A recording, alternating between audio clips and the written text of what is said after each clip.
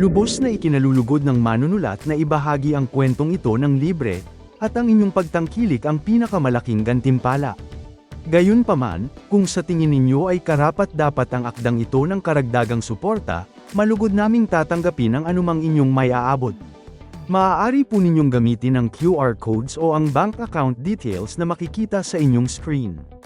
Anumang halaga ay makatutulong upang patuloy na makalikha ng mga bagong kwento. Tandaan po na hindi ito sa pilitan, kundi isang voluntaryong pagsuporta lamang. Maraming salamat po. Ang nilalaman ng akdang ito ay buong-buong kathang-isip lamang. Lahat ng pangalan ng tauhan, mga lugar, at pangyayaring inilarawan ay mula sa malikhaing imahinasyon ng manunulat. Kung mayroon mang pagkakahawig sa mga pangalan ng tao, lugar, o insidente sa tunay na buhay, buhay man o yumao, ito ay hindi intensyonal at isa lamang purong nagkataon. Bago tayo magsimula sa ating kwento, maraming salamat sa lahat ng nagbigay ng donations. Shoutout sa mga pangalan na nasa screen. Sobrang laking support ninyo. I truly appreciate you guys. And of course, special thanks sa mga nag-donate pero piniling maging silent supporters. I'm truly deeply grateful sa inyo. At sa mga hindi man nakapagbigay, thank you pa rin. Your views, likes, shares, and support means so much to me. Because of you, mas lalo akong ginaganahan magpatuloy. Thank you so much for the endless support. Hindi kailanman naging madali ang buhay para kay Rome Vasquez. Ulila na siya simula bata pa at iniwan siya ng mga magulang niya sa pangangalaga ng kanyang tiyahin. Ang pagkupkop sa kanya ay hindi naging libre. Sa bawat araw, laging ipinapaalala sa kanya na ang bahay na tinutuluyan niya ay utang na loob na hindi kailanman mababayaran. Kahit nakatapos siya ng 2-year vocational course, hindi yon naging ticket para makawala. Ang diploma niya ay walang silbi para sa tiyahin at pinsan niyang laging nakaabang sa bawat sentimong kinikita niya. 6 na buwan ang nakalipas nang magsimula siyang magtrabaho sa isang pub sa Makati. Una siyang pumasok bilang waiter at dahil sa matyagang pagtatrabaho, na-promote siya bilang bartender pagkalipas ng 3 buwan. Sa trabaho niya, hindi niya kailangang magpaliwanag, kailangan lang niyang mag-mix ng drinks. Ito ang nag-iisang lugar kung saan nararamdaman niya na may kontrol siya sa sarili niya. Pagod na rin siya dahil sa hiwalayan nila ni Mark.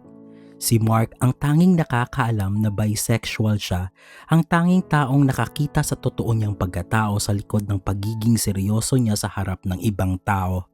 Pero kahit si Mark, sumuko rin dahil hindi na raw nito kaya ang gulo ng pamilya ni Rome. Pagod na ang puso niya at sa gabing ito, wala siyang ibang hangad kundi ang matapos ang shift na walang aberya. Trabaho lang, sahod at sana balang araw makaalis na siya sa bahay na yon. Pagbukas ni Rome ng pinto, sasalubungin siya ng amoy ng kulob, halong alikabok at ang natitirang amoy ng nilagang ulam kagabi na hindi pa naliligpit sa mesa. Ang bahay ay hindi higit sa 15 metrong kwadrado, siksikan at halos hindi makahinga sa dami ng gamit. Kahit madaling araw na, nakabukas pa rin ang maliit at maingay na bentilador sa sala. Doon nakaupo ang kanyang tiyahin na si Aling Belen, isang babaeng ang laki ay tila nilalamon ng buong sofa, habang ang pinsan niyang si Sheila na nakasuot ng face mask habang nag-aayos ng kuko ay nakadikit ang mukha sa kanyang cellphone. Hindi pa man nakaapak si Rome ng maayos sa loob, ramdam na niya ang tensyon. "Ang aga mo bulyaw ni Aling Belen nang hindi man lang tumitingin sa kanya. Kaka-3 pa lang ng umaga. Huminga ng malalim si Rome, pilit pinapakalma ang sarili. Wala masyadong customer tiya, kaya nagpaalam na lang ako na umuwi ng maaga. Pagod din kasi ako." "Pagod?" sabat ni Sheila na sa wakas ay nag-angat ng tingin. Tiningnan nito si Rome mula sa ulo hanggang paa na may halong pandidiri. "Pagod ka na agad niyan? Halos nakatayo ka lang naman sa harap ng counter at nagtitimpla ng alak. Kami rito pagod sa paghihintay kung kailan ka magbabayad." Lumapit si Aling Belen kay Rome, ang kanyang mabigat na yabag ay ramdam sa sahig na tila bibigay sa anumang oras. "Rome, huwag mo kaming daanin sa pagod-pagod mo. Alam mo naman ang usapan, 15 araw na ng buwan. Nasaan ang 5 para sa renta at 4 sa grocery? 9,000 lahat yan. Huwag mong sabihing nagastos mo na. Tia, kailangan ko rin po magbayad ng pamasahe at para sa pansarili kong kailangan. Pakiusap ni Rome, hang boses ay mahina at halos pabulong na. Paawa, tumawa si Sheila, isang matinis at nakakairitang tunog. Ang drama mo naman, kung hindi mo kayang magbayad, umalis ka rito. Marami pang gustong tumira rito kahit maliit ang espasyo, basta marunong mag-ambag. Utang na loob mo na nga ang pinatira ka namin dito imbis na sa kalsada ka napunta tapos magrereklamo ka pa? Inilabas ni Rome ang kakarampot na kinita niya. Ramdam niya ang panginginig ng kanyang mga kamay habang inilalapag ang perang pinagpaguran niya sa loob ng isang buwan. Hindi man lang tumingin ang tiyahin niya sa kanyang mukha. Ang tanging nakita lang ni Rome ay ang mabilis na pagkamkam ni Aling Belen sa pera na parang isang dambuhalang naghahanap ng makakain. Salamat, sabi ni Aling Belen habang binibilang ang pera. Ang laki ng utang na loob mo sa amin, Rome. Huwag mong kakalimutan yon. Tumalikod na si Aling Belen, iniwan si Rome sa gitna ng sala na amoy luma at naninikip sa sama ng loob. Walang kamustahan, walang simpleng kamustang trabaho mo. Ang tanging natira kay Rome ay ang pagod, ang bigat ng dibdib at ang katotohanang sa maliit at maduming bahay na to, hindi siya kailanman naging parte ng pamilya. Sa kabilang dako, huminto ang isang itim na sports car sa basement parking ng isang tower sa BGC. Galing siya sa airport at kakalapag lang niya mula sa 7 buwang Eurotrip. Pagkapasok niya sa kanyang penthouse, inihagis niya ang gamit sa tabi at dumiretso sa malaking couch na nakaharap sa floor-to-ceiling window. Madilim pa dahil mag-aalas 3 pa lang ng madaling araw, kaya tanaw mula sa couch niya ang mga naglalakihang gusali ng BGC na nagkikislapan. Si Zeke, ang bunsong anak ni Chairman Alejandro Viga, ang ulo ng makapangyarihang Viga conglomerate. Habang ang kanyang kuya na si Axel ang humahawak ng Hotel de Viga, pinili ni Zeke na magtayo ng sarili. Pagmamay-ari niya ang The Vault, isang luxury pub sa Makati na dinadayo ng mga nasa tuktok ng lipunan. Sa tangkad na 6'1", kitang-kita ang hubog ng katawan ni Zeke sa suot niyang puting linen shirt. Bahagyang bukas ang mga botones, kaya lantad ang kapal ng kanyang dibdib at lapad ng balikat. Hindi siya tipikal na mayaman na laging nakasimangot. Ang kanyang golden retriever energy, yung ngiting hindi pinipilit at ito'y nakakahawa, ang dahilan kung bakit siya chick magnet. May karisma siyang natural lang, hindi kailangang ipilit. Sa isang tawa lang ni Zeke, madaling napapaamo ang kahit sino. Huminga siya ng malalim habang nakatingin sa labas, ninanamnam ang katahimikan ng sarili niyang espasyo. Habang nakatanaw sa malawak na bintana, nilamon si Zeke ng matinding pagod hanggang sa makatulog siya sa kanyang couch. Nagising na lang siya ng 7:00 ng umaga dahil sa sunod-sunod na tunog ng kanyang phone. Sinagot niya ito, ang kanyang pamangkin na si AJ, ang 6 na taong gulang na anak ni Axel at Liam Viga. Kilala si AJ sa pagiging makulit at ang batang ito ang isa sa may pinakamalapit na loob sa kanya. Tito, I heard you're back. Hey, wait, are you really back? Bungad ni AJ sa kabilang linya na uutal pa sa pagkabata. AJ, ano ba? It is too early, sagot ni Zeke na halos hindi imulat ang mga mata dahil sa antok. Hindi pa nakakapagpahinga ang tito ng maayos. Tito, when are you coming here sa mansyon? Miss na kita. Did you buy me the toys I told you? Miss daw si tito pero toys pala ang habol, biro ni Zeke sa pagitan ng paghikab. Iniwan ka na naman ng mga daddies mo sa mansyon, no? I miss playing with you. Doon ka sa daddy mo makipaglaro. Daddy is too serious, tito. Bahagyang natawa si Zeke, ramdam ang bigat ng talukap ng kanyang mga mata. Gusto muna magpahinga ni tito, okay? Tonight, I will go to the vault to check my business. Kaya on the next day pa ako bibisita dyan. Don't worry boy, I bought you the toys, okay? Yehey, thank you tito. But if you have time today, please tito, come here. Napangiti na lamang si Zeke sa kakulitan ng pamangkin. Okay AJ, see you when I see you, okay? Okay tito, bye! Pagkababa ng tawag, Tuluyan ng nilamon ng antok ulit si Zeke at bumalik sa mahimbing na pagtulog sa couch. Kahit alas 9 pa ang shift ni Rome, alas 5 pa lang ng hapon ay nagdesisyon na siyang umalis ng bahay. Wala pa ang kanyang tiyahin at mga pinsan nang lumabas siya at mas pinili niyang umiwas kaysa maabutan ng mga ito. Alam niyang ginamit na naman ng mga ito ang pera niya sa walang kabuluhan. Sanay na siyang walang makitang grocery sa kabila ng pagtatrabaho niya. Konti na lang natitirang laman ng pitaka niya. Nang makarating sa Makati, nagpalipas siya ng oras sa Ayala Triangle. May dala siyang isang sandwich na pinalamanan ng mumurahing peanut butter. Iyon ang magiging hapunan niya dahil sa pub na lang siya kakain mamaya. Habang nakaupo at pinapanood ang mga taong dumadaan, may dalawang figurang huminto sa tapat ng plaza.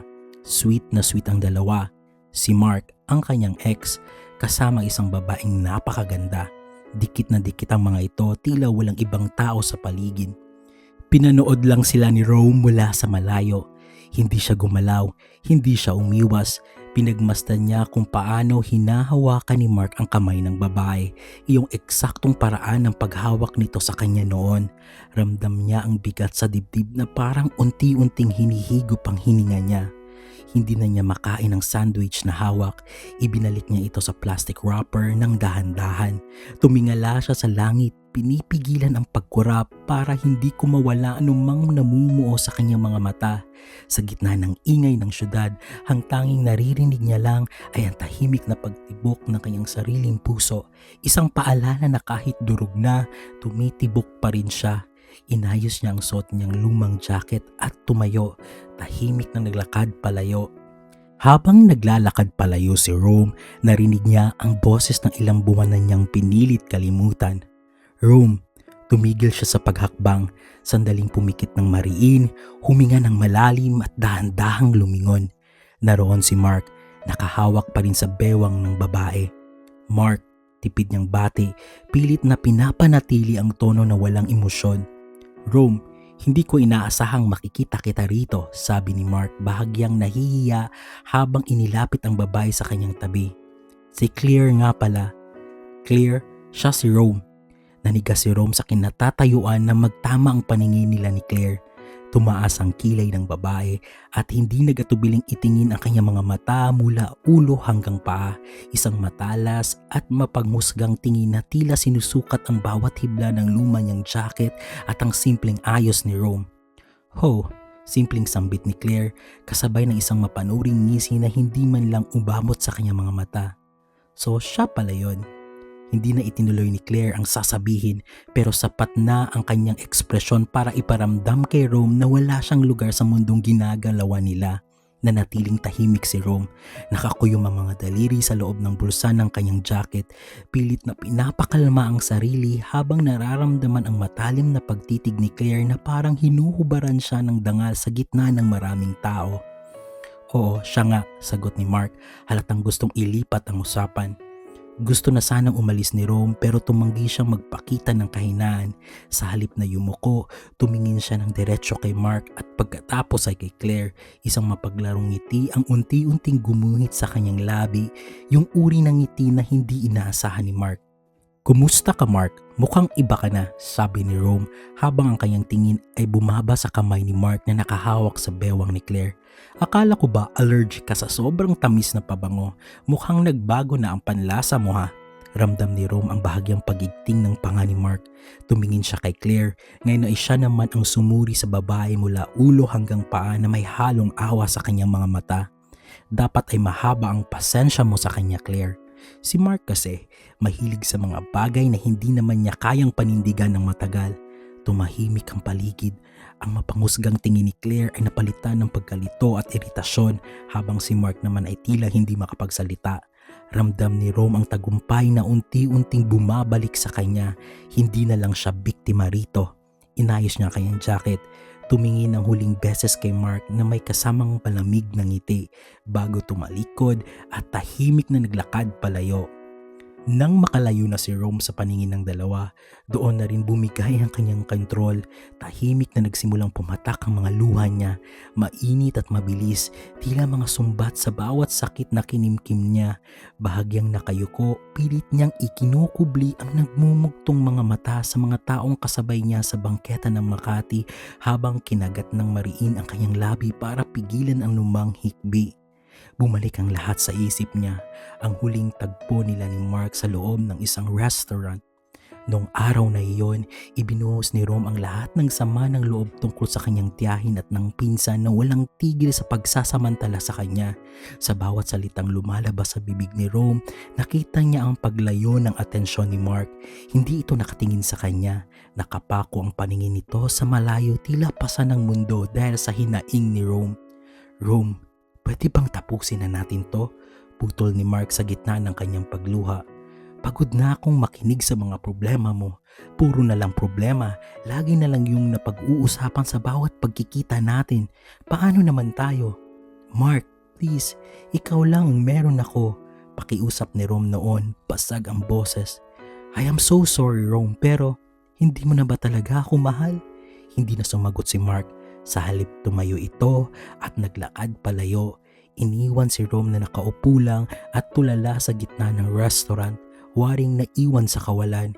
Iyon ang huling beses na nakita niya ang lalaking itinuring niyang mundo. Sa gitna ng malalim na pagbabalik tanaw na ito, naging pabaya si Rome sa kanyang paligid. Hindi niya namalayan ng isang lalaking paparating na abala rin sa pag-scroll at pagbabasa sa kanyang phone, dahilan upang hindi nito makita ang dinadaanan. Bago pa man sila makaiwas, nagkaroon sila ng malakas na pagkakabanggaan. Muntik nang mawala ng balanse si Rome, parang tumama siya sa isang matigas na pader.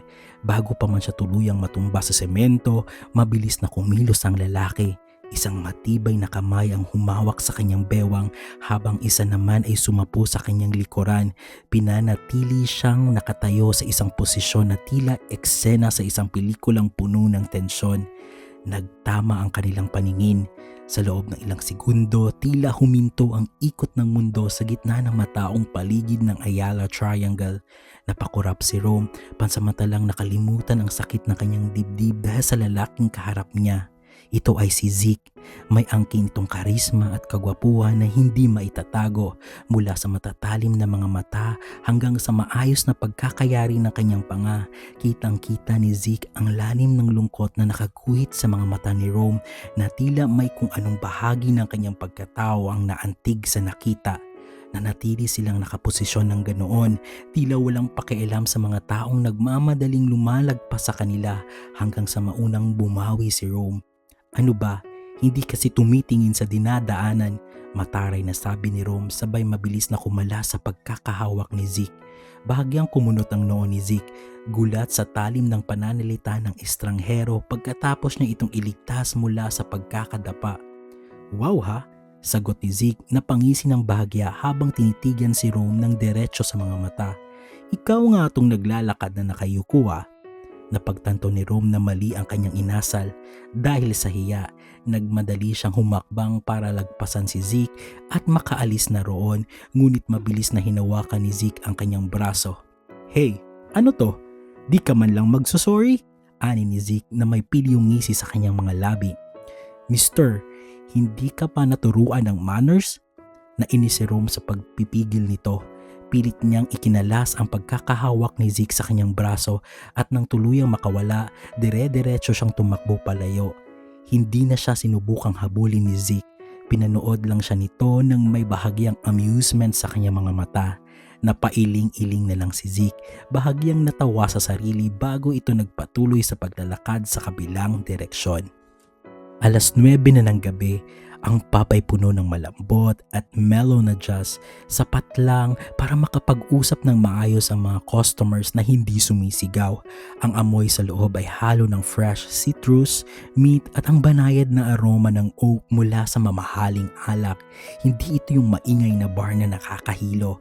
Sa halip, parang isang lounge kung saan gustong mag-relax na mga tao pagkatapos ng mahabang araw. Sa bar counter, si Rome ay parang nasa sariling mundo. Hindi siya nagmamadali.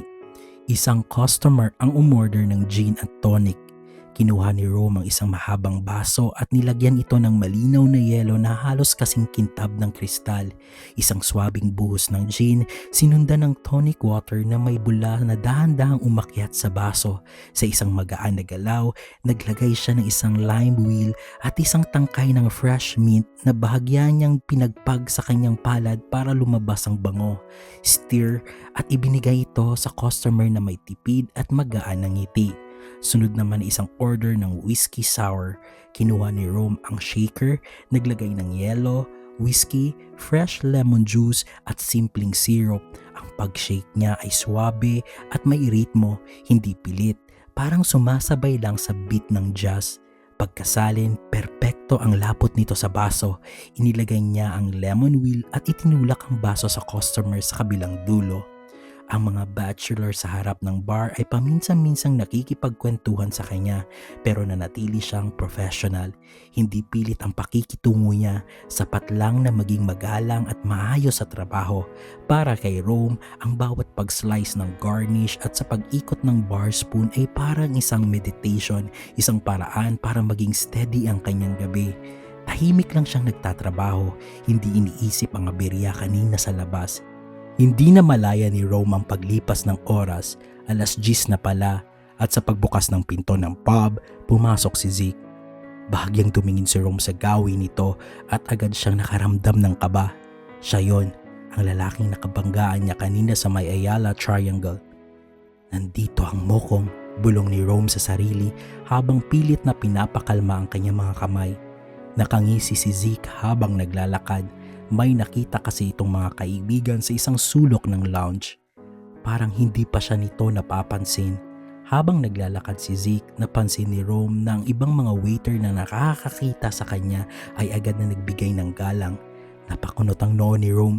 Kung regular customer lang ito, bakit tila ganoon na lamang ang respeto ng mga staff sa kanya? Sa 6 na buwan ni Rome sa The Vault, ngayon lang niya nakita ang lalaking ito.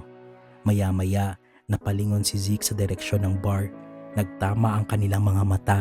Agad na umiwas si Rome, nagkunwaring abala sa pagpupunas ng counter. Napakunot ang noo ni Zeke bago ito napataas ng kilay na tila isang matinee idol.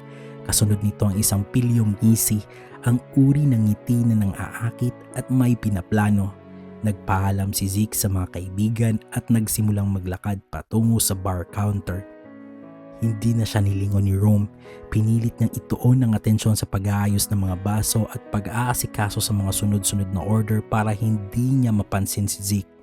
Buti na lang at naging abala siya sa paghahanda ng inumin para sa ibang customer, sapat na dahilan para hindi niya kailangan tumingin sa harap.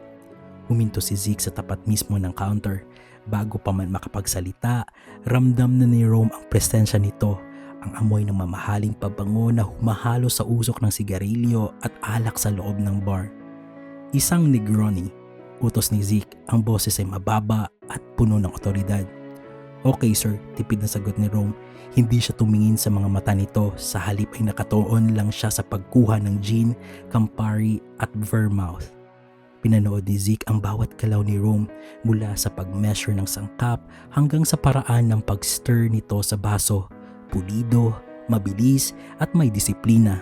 Impressed si Zeke. Habang tinitingnan niya ang mga daliri ni Rome na humahawak sa shaker, hindi niya napigilan ang tumingin pataas hanggang sa magtagpo ang kanilang mga paningin. Doon bahagyang nawala ang pilyong ngisi ni Zeke. Sa kabila ng pilit na pagngiti ni Rome sa ibang mga customer na nagtatanong tungkol sa menu, may napansin siyang malalim na lungkot sa mga mata nito. Isang pader na pilit na itinatayo ni Rome para protektahan ang sarili. Nang inabot na ni Rome ang inumin, mabilisan itong ininom ni Zeke. This is good. Way better than the ones I had before I traveled. Tiningnan niya si Rome ng diretsyo. Ang kanyang mga mata ay nagniningning. So, dito ka pala nagtatrabaho. Ang boses ni Zeke ay malambing at sadyang charming. Namula ang mga pisngi ni Rome at mabilis na umiwas ng tingin. Hindi niya kinaya ang intensity ng titig ng lalaki. Obvious naman po sir, sagot niya ng pabulong. Tumaas ang isang kilay ni Zeke. Hindi niya inaasahan ang sagot na iyon mula sa isang bartender na kanina lang ay mukhang kinakabahan sa presensya niya. Imbis na mairita, humanga ang binata. Isang pilyong ngiti ang muling gumuhit sa kanyang labi. "Hey, mister," tawag ni Zeke. Ang boses ay may halong pangangasar. "You still owe me an apology sa pagbangga mo sa akin kanina. Anyway, another round please. Chop chop." Nainis si Rome. Kitang-kita sa nakakalokong ngisi ni Zeke na sadya lang siyang iniinis nito. Pero bilang professional, hindi niya ito pinatulan. Binaliwala niya ang hiling na sorry at tahimik na inisikaso ang sunod na order.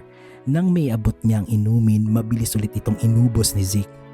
"Alam mo, hindi mo dapat dinadala ang problema sa work," sabi ni Zeke habang pinagmamasdan siya. "You should smile to the customer." Napilitang tumingin si Rome sa kanya at nagpakawala ng isang pilit na ngiti. "Ayan po, nakangiti na po," mahina niyang sagot. Umiling si Zeke. "Kulang pa rin. Napapansin ko ang genuine na ngiti mo sa iba pero sa akin pilit. I'm still a customer, you know." Hindi na napigilan ni Rome ang sarili. "For your information, sir, hindi ko dinadala ang problema ko sa trabaho. I just had a bad day today. Iniwan ko naman yun sa labas pero mukhang pumasok yata." Mabilis siyang sumagot, diretsong tumingin sa mga mata ni Zeke. Imbis na mainis ulit, lalong namangha si Zeke sa tapang ng bartender. Napangiti siya ng mas malapad, halatang natutuwa sa reaksyon ni Rome. "What's your name so I can address you properly?" "You don't need to know my name, sir," malamig na sagot ni Rome. Sasagot na sana ulit si Zeke nang dumating ang manager na si Manager Chan na kanina pa inaasahang mahuhuli sa pagdating. Pagkakita kay Zeke, agad na nagbago ang timpla ng mukha nito at halatang natataranta. "Sir, kayo po pala. Welcome back po, sir. I hope you had a good travel," bungad ng manager habang bahagyang yumuyukod. "Oh, Manager Chan, ikaw pala." "Yes, I had a great one," sagot ni Zeke na may kasamang ngiti. Nanlaki ang mga mata ni Rome. Hindi niya inaasahang kilala ng manager ang lalaking kanina lang ay kinakairita niya. "Is our new bartender serving you right, sir?" tanong ni Manager Chan. "Siya po kasi yung nireport ko na kaka-hire lang na waiter 6 months ago tapos na-promote namin sa pagiging bartender dahil he has skills." "Don't worry, Manager Chan. So far the drinks he made are superb," tugon ni Zeke sabay sulyap kay Rome. "I am glad to know that, sir." Lumingon ang manager kay Rome na kasalukuyan pa ring nakatulala. "Rome, nagbigay galang ka ba kay sir?" "Po?" nalilitong tanong ni Rome. "Anong po? This man in front of you is Mr. Zeke Viga, the owner of this pub." Mariing pagtatama ng manager. Parang binuhusan ng malamig na tubig si Rome. Nanigas siya sa kanyang kinatatayuan.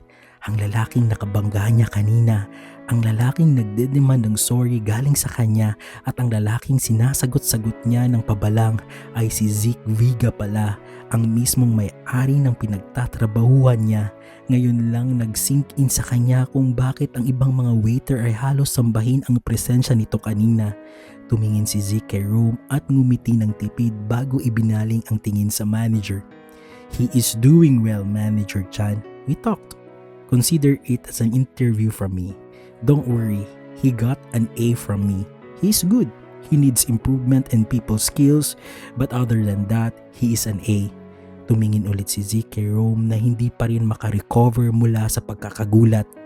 "Thank you, sir, for approving our new bartender," sabi ni Manager Chan. "Sige, you can go now so you can do what needs to be done," utos ni Zeke sa manager.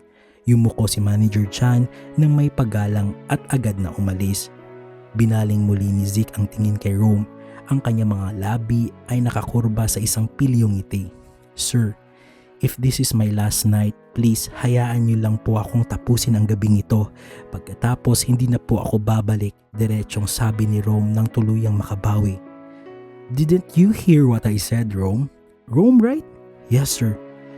"I said you got an A from me. Why should I let go of an A-rated employee?" Hindi nakasagot si Rome, tila nabato sa sinabi ni Zeke. Nang tuluyang makabawi ulit, bumuntong hininga siya. "Okay, sir. Thank you. Please let me know what can I do for you. Another round po ba?" "What if another round of?" Matagal bago niya itinuloy ang sasabihin na natiling bilyo ang kanyang ngiti. "Another round of what, sir?" tanong ni Rome na may halong pagkairita. Namangha muli si Zeke. Bumalik na naman ang kamalditahan nito kahit alam na nitong siya ang may-ari ng pub. "We will get there when we get there," sagot ni Zeke sabay tayo at kindat. Hindi na niya hinintay ang sagot ni Rome. Tumalikod na siya at naglakad palabas. Ngunit bago tuluyang makalabas ng pinto, lumingon si Zeke ulit at binigyan si Rome ng huling makahulugang ngiti. Lumipas ang mga araw at hindi na muling nagpakita si Zeke sa The Vault. Ikinatuwa ito ni Rome dahil nakakapagtrabaho siya ng maayos na walang presensyang nanggugulo sa kanyang konsentrasyon. Sumapit ang day off nito.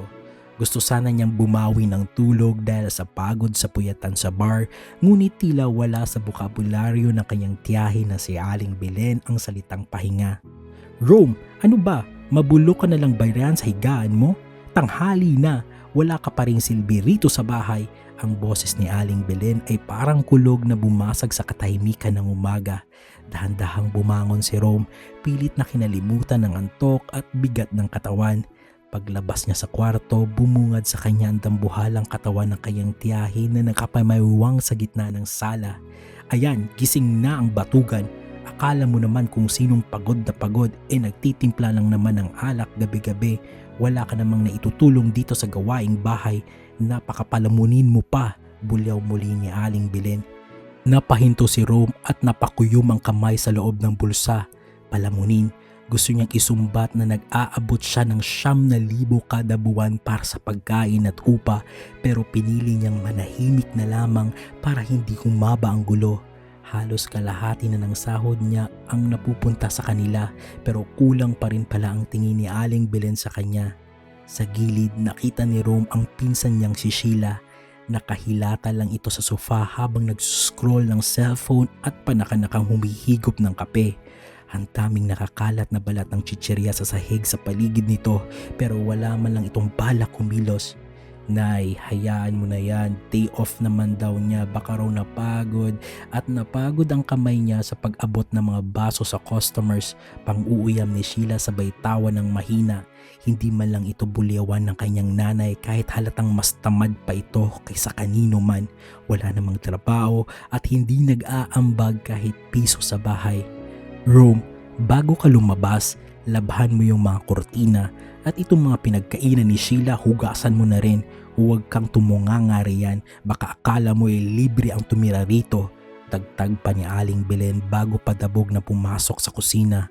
Huminga ng malalim si Rome habang nakatingin sa tumpok na hugasin. Mas gusto pa yata niyang pumasok sa trabaho kaysa marinig ang nakakarinding boses ng kanyang tiyahin at makita ang kakapalan ng mukha ng kanyang pinsan. Matapos ang ilang oras na pakikipagbuno sa naglalakihang kortina at tumpok ng mga hugasin na naiwan ng pinsan niyang si Sheila, sa wakas ay natapos din si Rome. Basang-basa ang laylayan ng kanyang suot na pambahay na t-shirt at ramdam niya ang ngalay ng kanyang mga braso. Paglingon niya sa sala, nakita niyang mahimbing nang natutulog si Aling Belen habang nakabukas ang TV at si Sheila naman ebala pa rin sa pakikipaglandian sa cellphone. Hindi na nag-abalang magpaalam si Rome.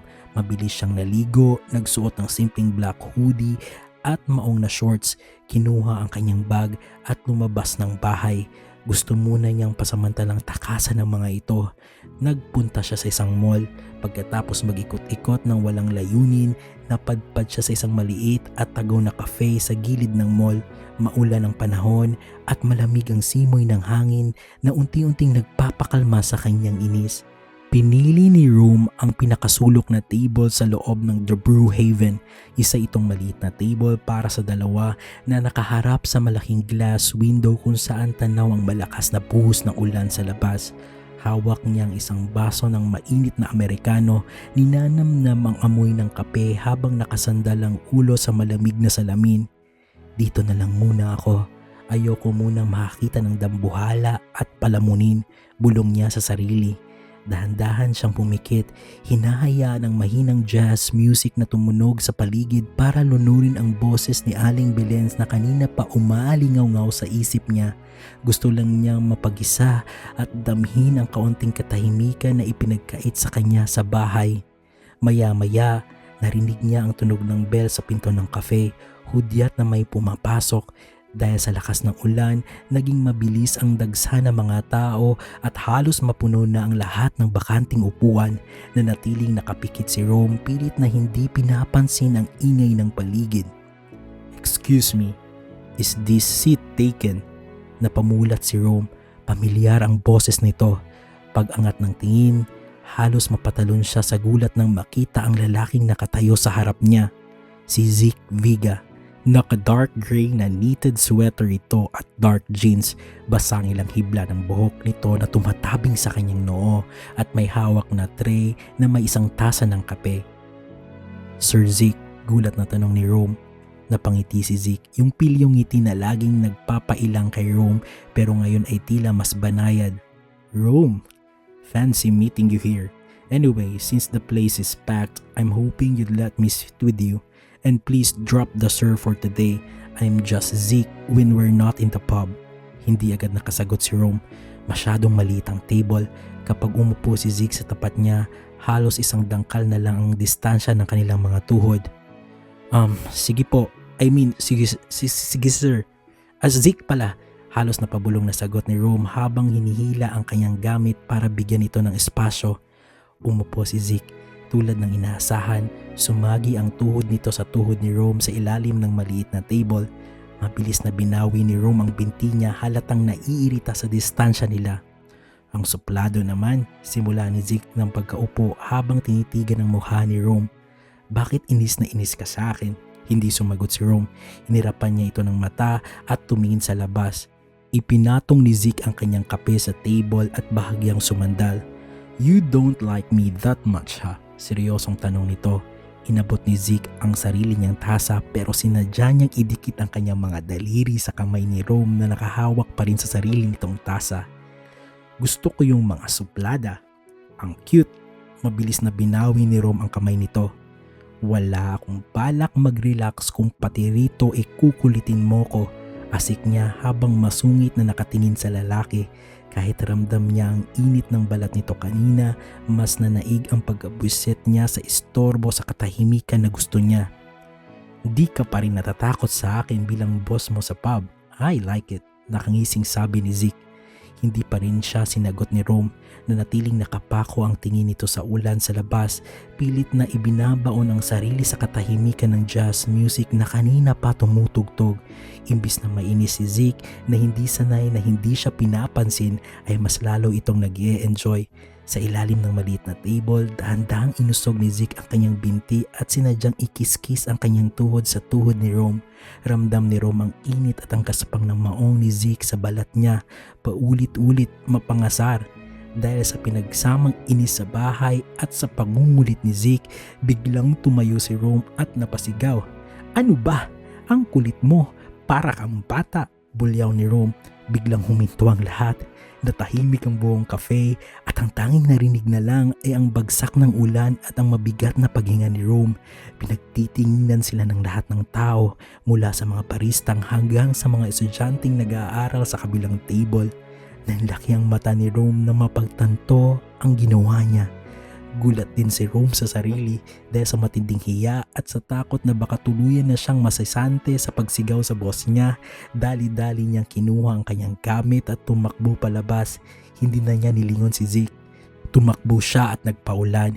Hinahayaang mabasa ang kanyang damit hanggang sa makarating siya sa mall. Humihingal si Rome. Basang-basa ang buhok niya at nanginginig ang mga kamay habang nakatingin sa kawalan. "Patay na ako," sa isip niya. "Sinigawan ko ang boss ko sa publiko."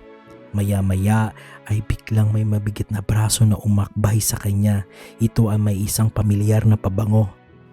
Nabasa tuloy si Mrs. Nainis bulong ni Zeke habang nakangisi.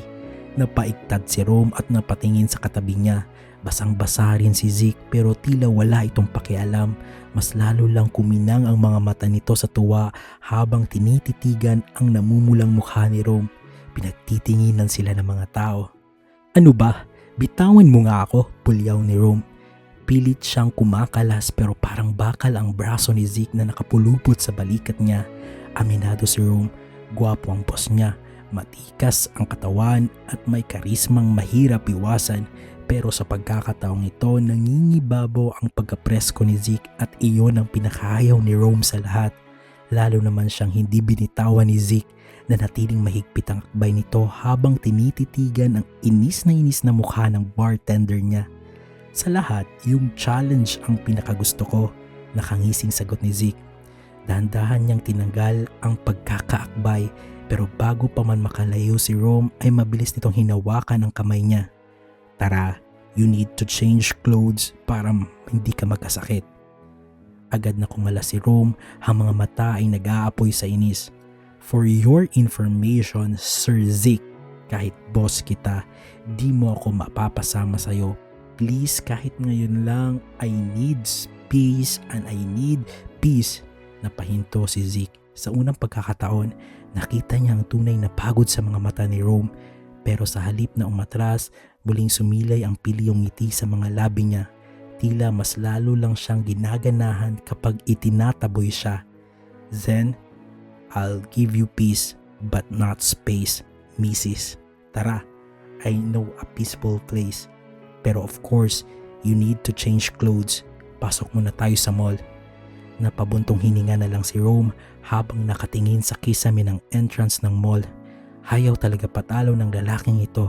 Napaka-irresistible ng aura nito na kahit anong tanggi ni Rome ay tila hinihigo pa rin siya pabalik. Hindi na lang siya nagsalita, tila sumuko na lang sa kulit ng boss niya. Lalong napangiti si Zeke nang mapansing tumahimik na si Rome. Tara, follow me. And you should, kung ayaw mong hawakan kita. I am your boss and you should follow. Wala nang nagawa si Rome kundi ang sumunod.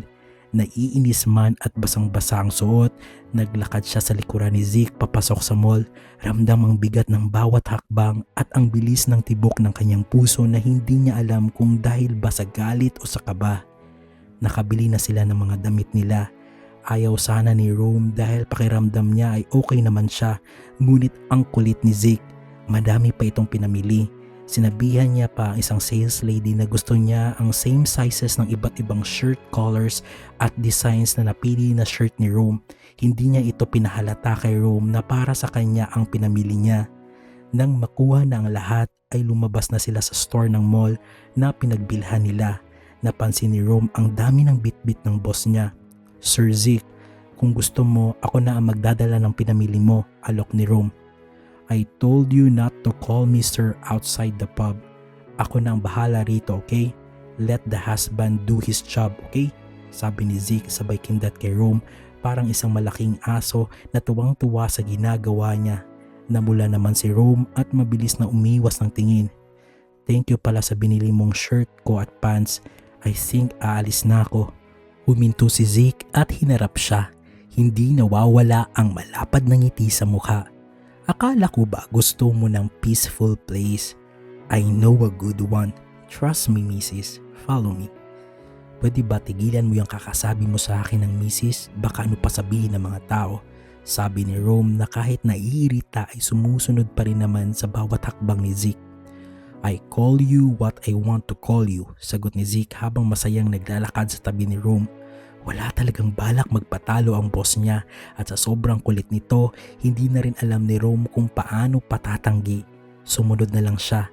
Naiinis man sa tawag nitong Mrs. pero hindi makakailang nadadala na rin siya sa energy ni Zeke na tila ayaw siyang pakawalan sa araw na iyon. Nakarating na sila sa parking area kung saan nakapwesto ang sasakyan ni Zeke. Isa itong jet black Porsche 911. Kumikinang ang metallic paint nito sa ilalim ng fluorescent lights ng parking. Dahil two-door lang ito, mahaba ang pinto nito at halos sumayad na sa sahig ang bumper sa sobrang baba ng porma. May kinuha sa bulsa si Zeke at pinindot ito.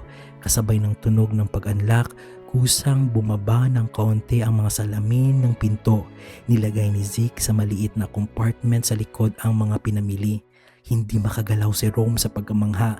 Marami siyang nakikitang ganitong klaseng sasakyan na nagpapatakbo sa kalsada ng Makati at BGC, pero ang aktual na makalapit at makasakay sa isa ay ngayon lang mangyayari sa buong buhay niya. Ang ganda ng pagkaka-curve ng likuran ng sasakyan at kitang-kita ang malalapad na gulong nito. Ang interior ay puno ng itim na leather na may contrast stitching na nagpapamukha rito na mas mamahalin talaga. Ngumiti si Zeke sa nakikitang pagkamangha sa mukha ni Rome. Lumapit ito at binuksan ang mabigat na pinto para sa kanya. Halika misis, sa kabila ka. Iginiya siya nito at nang makasakay na siya ay lumipat na ito sa driver's seat. Halos lumubog si Rome sa lambot ng bucket seat pag-upo niya. Amoy na amoy niya ang mamahaling leather ng upuan na humahalo sa maskuladong bango ng perfume ni Zeke. Nang maisirado ng pinto, pinindot ni Zeke ang start button. Isang malalim at suwabing dagundong ang umalingaw-ngaw sa buong parking lot. To the peaceful place it is, sabi ni Zeke bago niya ikinabig ang manibela palabas ng mall. Halos mag-isang oras din ang tinagal ng biyahe nila. Mula sa siksikang daloy ng trapiko at naglalakihang gusali, unti-unting lumuwag ang kalsada hanggang sa pumasok ang Porsche sa isang private parking sa Manila Bay Area. Exclusive ang lugar at mahigpit na binabantayan ng security. Pagkahinto ng sasakyan, may pinindot si Zeke para otomatikong magbukas ang pinto. Dali-dali siyang bumaba at umikot para alalayan si Rome na patayo na sana. Inilahad niya ang kanyang kamay at ngumiti ng kay tamis. Ayaw sana ni Rome pero pinagbigyan na niya ito. Pagkababa ni Rome, may pinindot muli si Zeke sa remote para magsarado at mag-lock ang pinto ng sasakyan. Halika, aya ni Zeke. Hinawakan niyang kamay ni Rome at sabay silang naglakad. Huminto sila sa tapat ng isang sleek, all-white na luxury yacht. May nakasulat na Vega sa gilid nito sa gold na font. Nauna nang sumampa si Zeke at muling inilahad ang kamay kay Rome. Welcome to my sanctuary, Mrs. Sakay na. Napabuntong hininga na lang si Rome. First time niya makasakay sa isang sports car at ngayon iyate naman. Inabot niya ang kamay ni Zeke at tuluyan na ring sumampa. Pag-apak ni Rome sa deck, halos malula siya sa laki ng Vega. Hindi lang ito basta bangka, isa itong lumulutang na mansyon.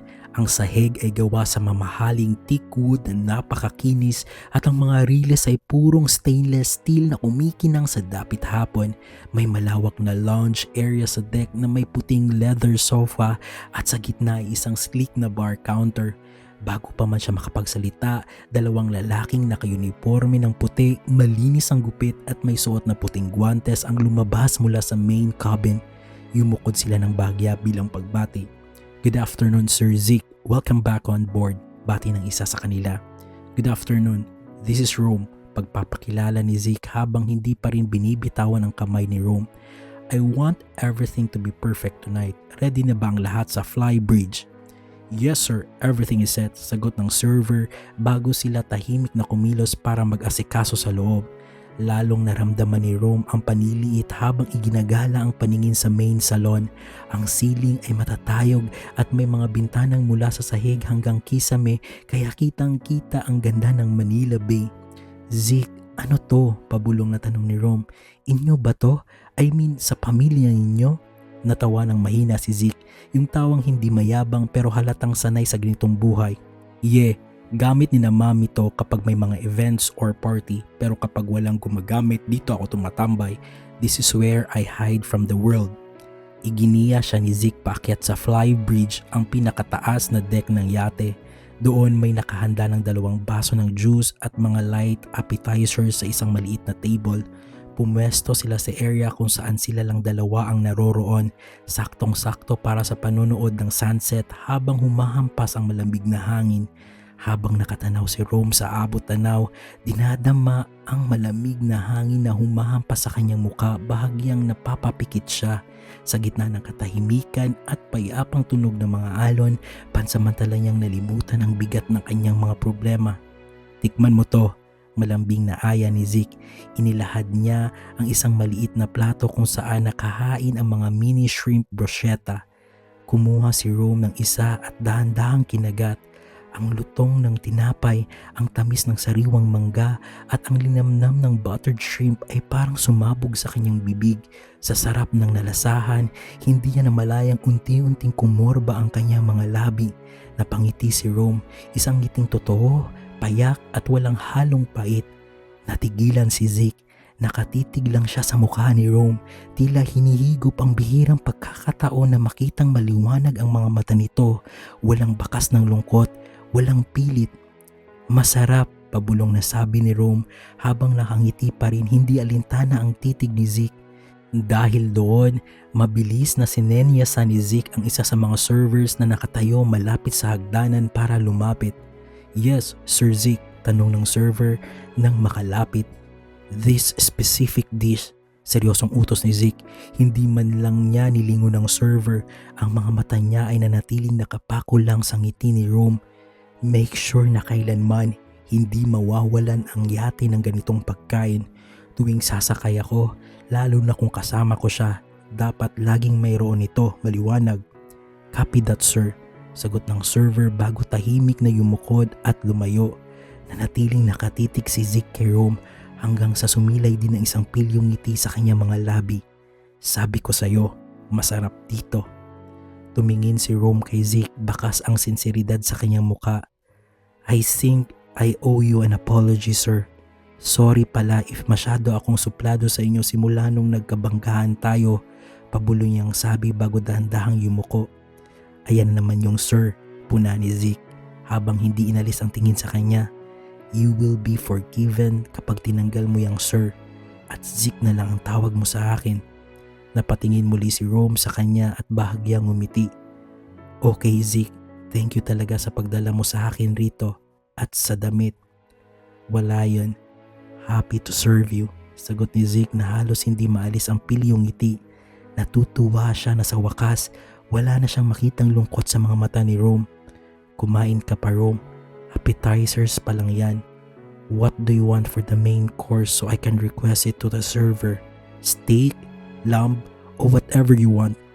Nag-alangan si Rome at tila nag-iisip. "Pwedeng barbecue na lang sa tabi-tabi at kanin?" Hindi kasi ako sanay sa mga ganoong pagkain. Hindi man lang nagulat si Zeke. Sa halip ay mas lalo siyang naaliw sa pagiging simple ni Rome. "Okay, my Mrs. Wish is my command." Pinatawag muli ni Zeke ang server at ibinigay ang request ni Rome. "Make it happen. Barbecue and rice for him." "Copy that, sir. May mga lulutuin po kaming fresh barbecue para sa inyo," sagot ng server bago muling yumukod at umalis.